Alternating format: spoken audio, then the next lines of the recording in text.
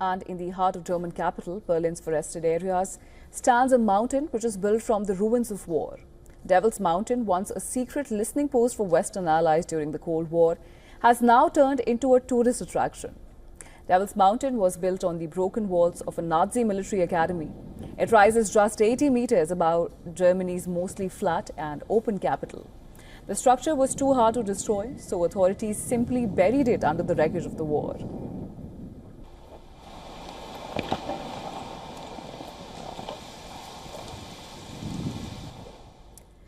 Now, during the tense years of Cold War, the station was a crucial outpost that heard the whispers beyond Iron Curtain, anticipating any impending attack to keep the NATO forces prepared.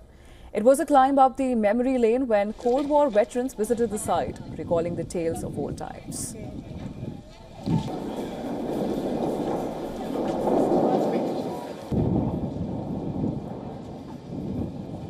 But the Soviets and the East Germans had lots of imitation airfields, military installations, military vehicles. They weren't real, but they had them to try and fool us to think they had a lot more military equipment than they really had.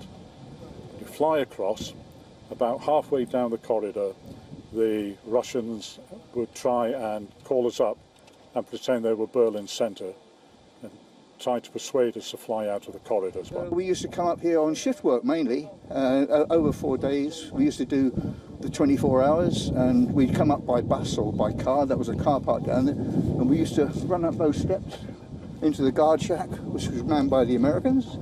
Then we walked all the way around into our own area, and then we had an operations room there, and we worked there during our shift. There was about 40 people on. Well, work at Devil's Mountain carried on until the early 1990s. With the fall of the Berlin Wall and the collapse of the Soviet Union, the radars went dark. Today, the site is home to street artists who fill the former listening station with giant murals, political messages and graffiti.